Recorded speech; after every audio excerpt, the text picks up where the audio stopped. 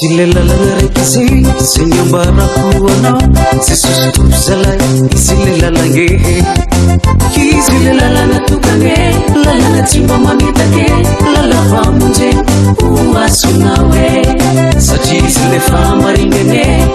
sy fiaignane ariko vavadalanitry ho nezaneza misy anao i Jesosy raiky avao izy zala le lalagna Jesosy igny zala le lalagna lalagna tokane lalagna marigny onaizana izaoa misy anao de zao tsy misy hafafa Jesosy ny lalagna Jesosy igny zala le lalagna lalagna tokane lalagna marigny onaizana izaoa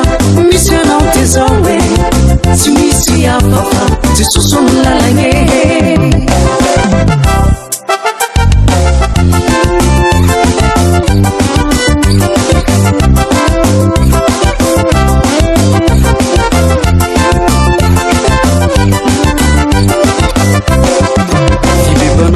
zay vitanao batisa morano sy ny fanahy lalafamonjeny amile Jerosaleme iadana ny fanahinao raha ino ny zoranao zay mahitsika za mitady afitsone zany andro afaka monjy anao rehefa tonga lay andro ray ampakarana atsika rehetra zao konaizanaiza misy anao i Jesosy raiky avao izy zala le lalagna Jesosy igny zala le lalagna lalagna tokane lalagna marigny onaizana izaoa misy anao de zao tsy misy hafafa Jesosy ny lalagna Jesosy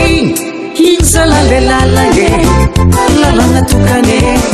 lalagna marigny onaizana izaoa misy anao de zao tsy misy hafafa Jesosy ny lalagna aza miala mitompo zany anao fa izy ihany lalana sy famarignana ary fiaigna ary sika tsy afaka makany aminy atsy amin'ny alalan'i Jesosy Kristy ko tokoy hatrany faragny izy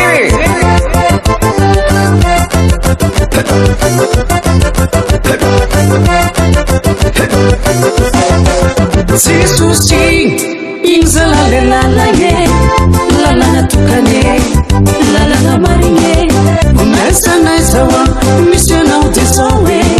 tsy misy hafafa Jesosy ny lalagna Jesosy igny zala le lalagna lalagna tokane lalagna marigny onaizana izaoa misy anao de zao tsy misy hafafa Jesosy ny lalagna onaizana izaoa misy anao de zao tsy misy hafafa Jesosy ny lalagna